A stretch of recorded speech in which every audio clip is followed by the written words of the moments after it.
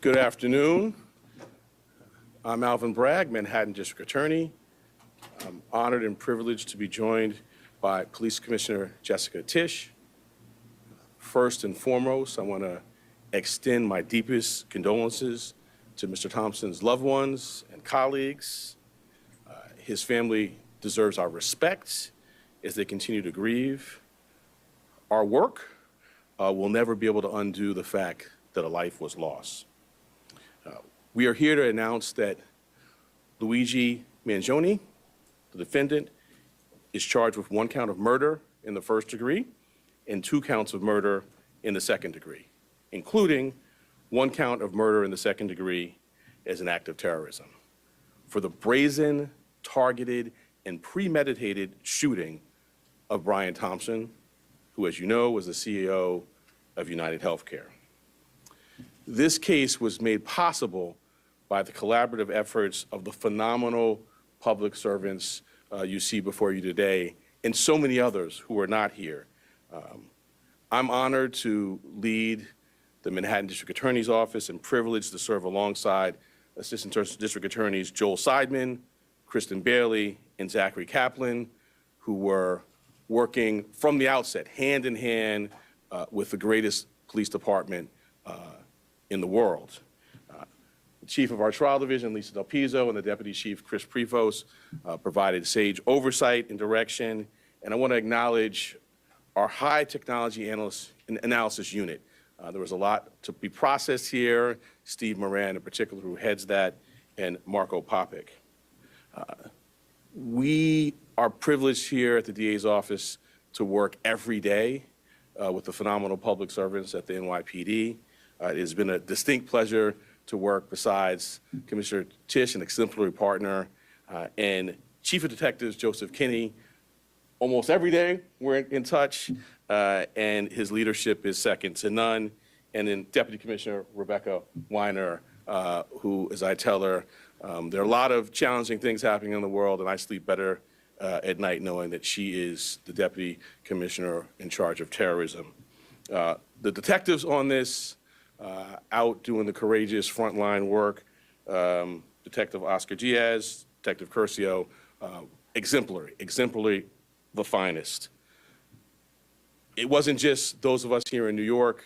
I want to acknowledge the great work of our partners in Altoona, the Altoona Police Department, the Blair County District Attorney's Office, the governors of New York and Pennsylvania, the FBI, and of course, the brave members of the public who answered the call when our great commissioner put out the call for their assistance.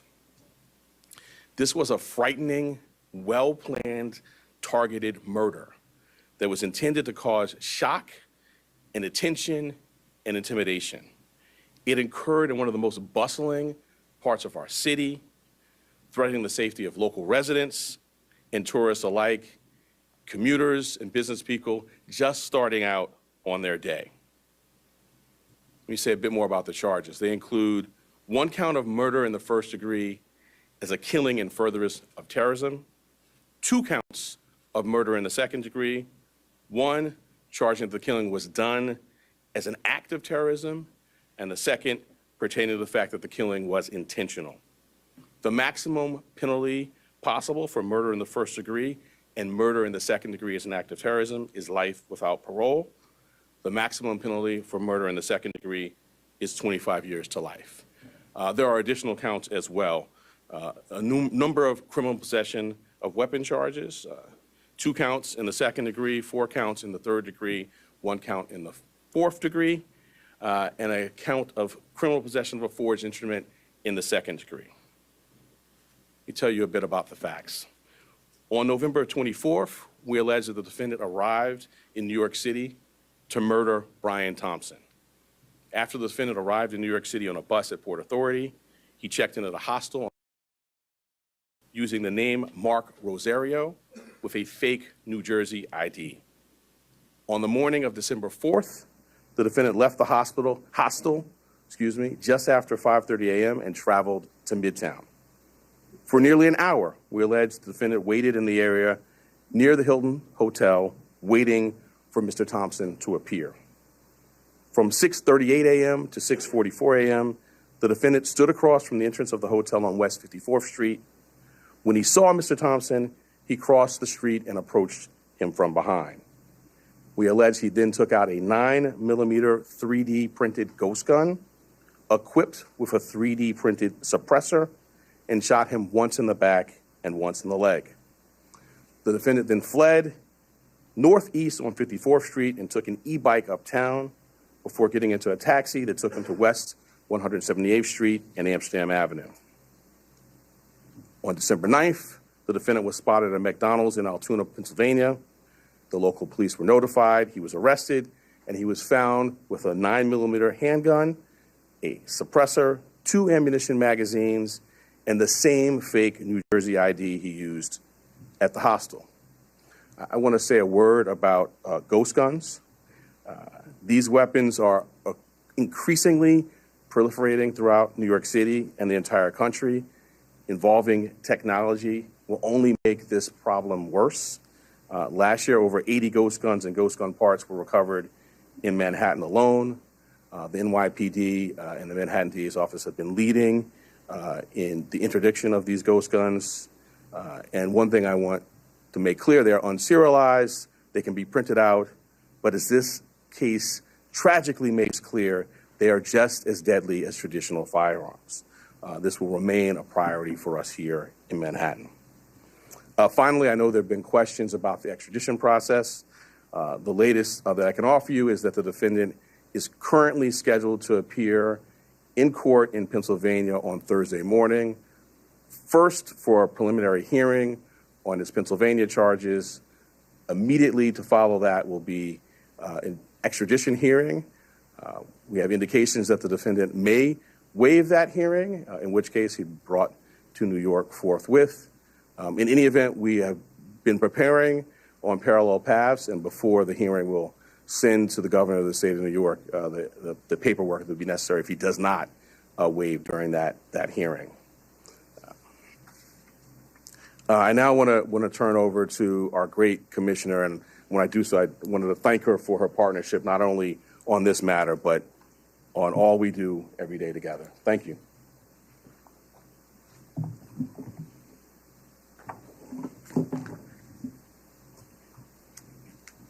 Good afternoon, everyone.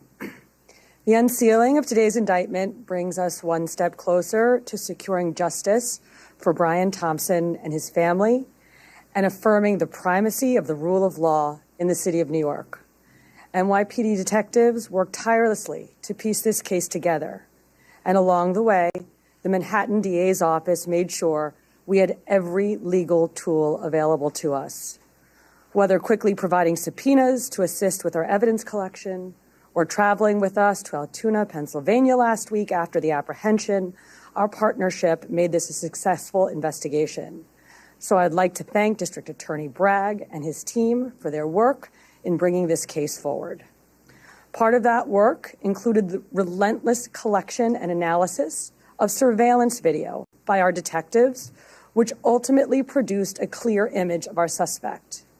That image was shared far and wide through the media, and thanks to an observant McDonald's customer and the employee who alerted the police, Mr. Mangione was quickly brought into custody. This outcome is why we always emphasize the critical role of the public in our public safety mission. So again, I want to thank everyone who saw something, said something, and did something.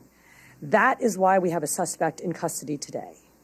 As DA Bragg said, Luigi Mangione is now formally charged and indicted for murder.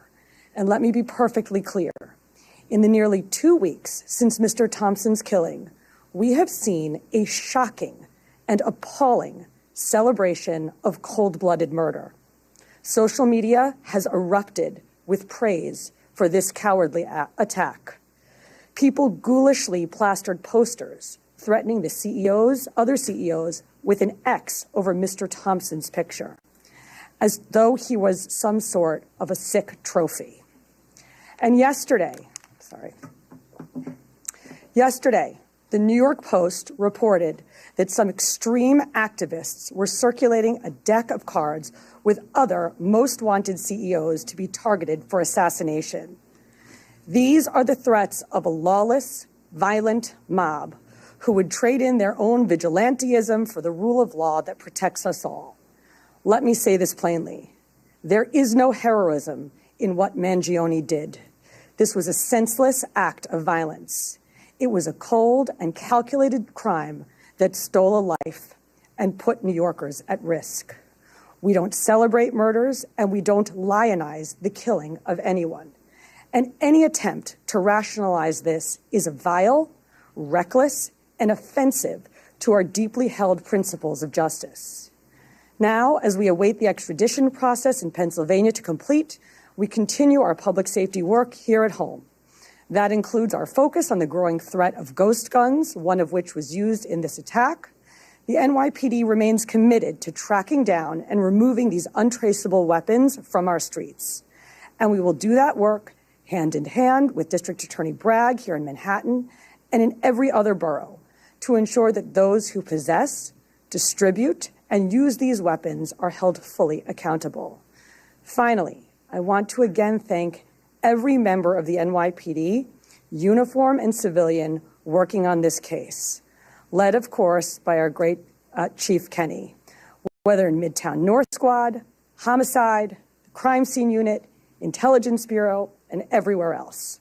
All of you contributed to today's indictment, and you've brought the Thompson family one step closer to justice in this case. Thank you. We're going to take on-topic questions. Shana?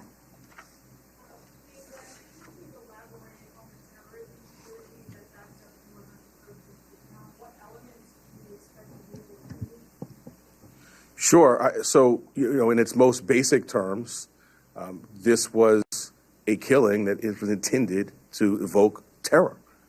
And we've seen that reaction. The statutory elements we can go into, but its most basic term, that's what this is.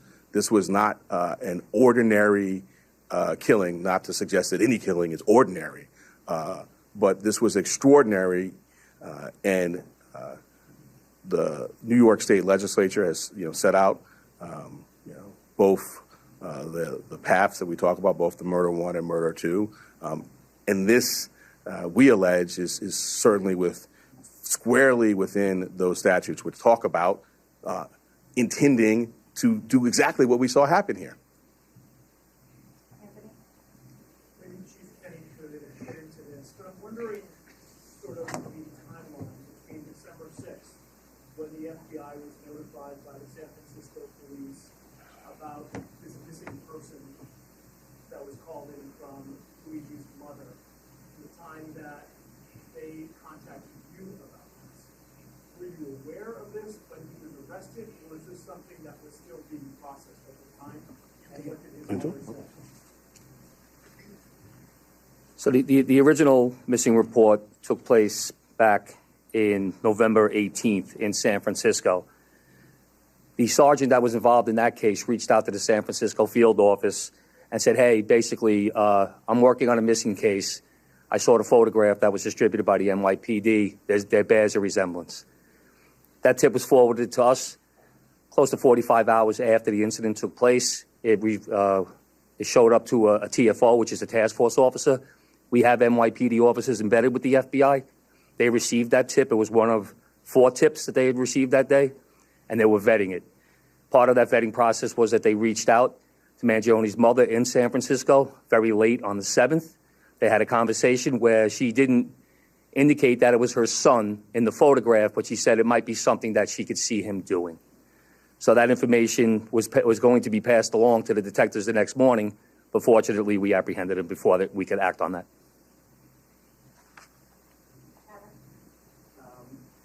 The commissioner has talked about how the defendant's been lionized and celebrated.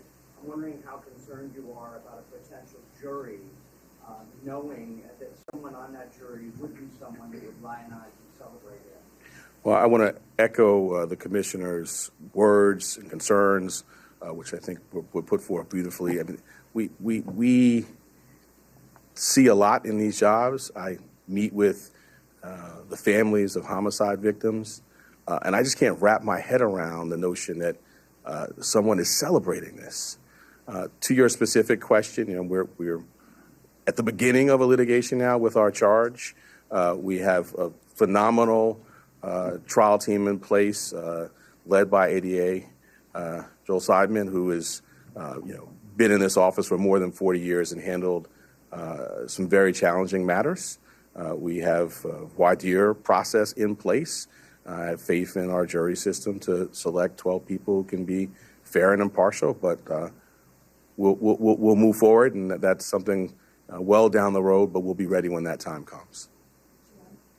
Two questions, if possible. One will be about Mr. Thompson's family. But the first, I want just maybe to explain more to viewers how you come to the conclusion that this is not terrorism. I think it's an important part of this. And so I'm hoping maybe you can explain that a little more, to sort of define maybe the statute here a little bit. Sure, and my point, the statute talks about attempts to influence or coerce a civilian population. The statute talks about intending to influence a policy of government, and it talks about seeking to put forth things sort of similar to that by murder. So the statute, the plain language of the statute is clear. Obviously, we've charged it, the grand jury has voted on it, and we intend to go forward and prove it. But I think it does help to take a step back and think about the proof in the case, some of the writings. I'm not going to get into too much of that, but and the actual reaction. In the middle of Midtown, the beginning of a busy day, tourists, commuters, business people, the intent was to sow terror. And if I could just on this Thompson's family, sadly, as you say, not a lot of focus has been given to Mr. Thompson or his family. I'm wondering if the services folks and any of the folks in your office have been talking to them about what that's been like. If there's anything you can say about that. I'm not going to talk about communications with the family other than to say that we have a robust survivor services staff here that is second to none. But I would not talk about communications with any family. I don't think it'd be appropriate. But I appreciate your concern. Well, it's just because, indeed, like you're saying, there's been so much focus on the suspect here. Yeah. It's quite different than what we normally see. I echo what the commissioner said, and the sentiment of your question.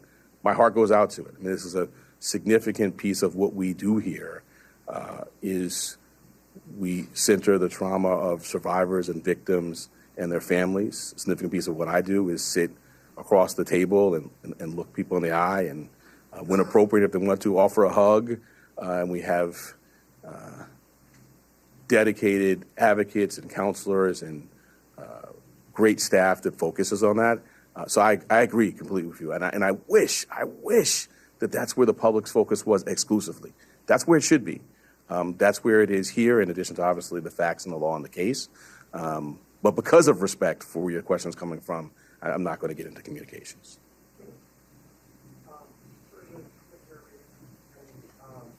Given the celebration of pride, wondering if there might be dictating any of this practices or on those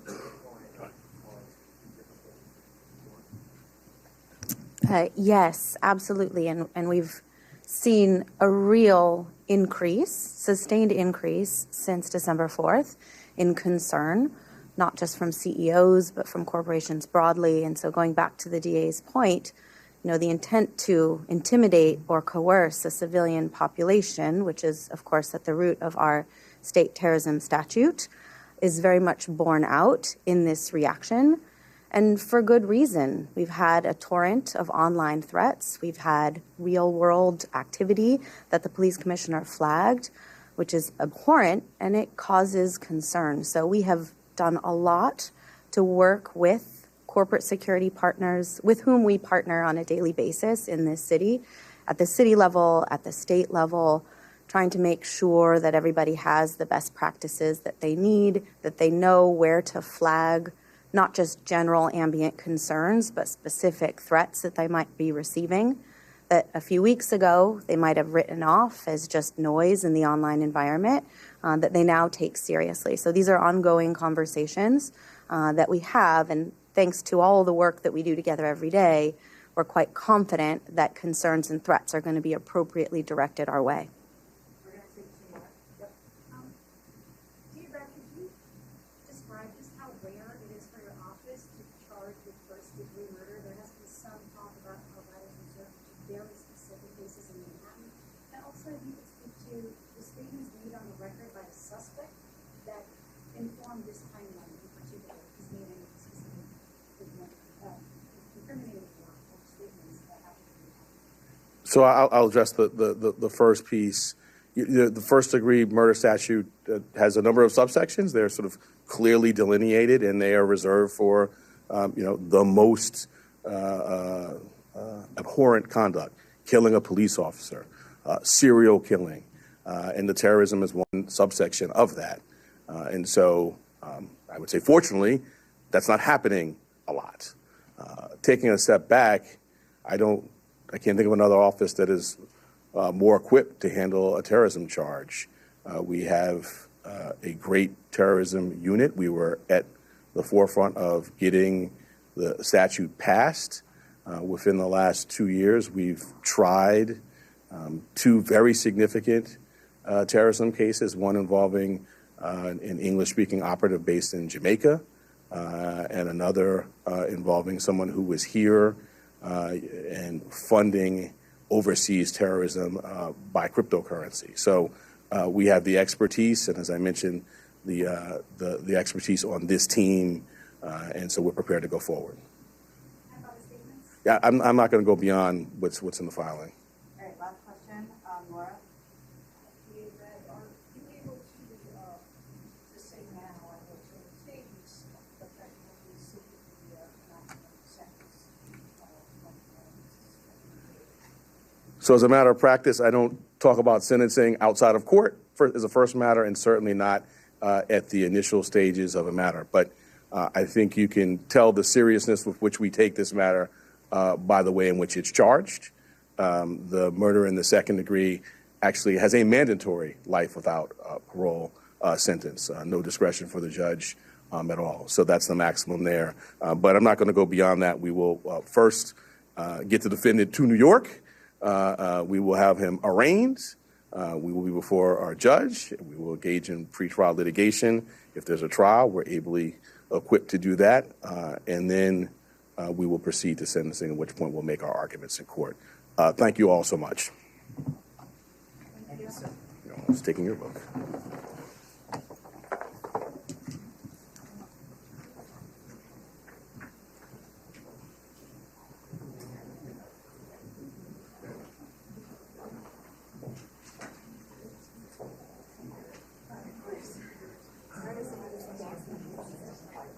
I have on the worst stuff.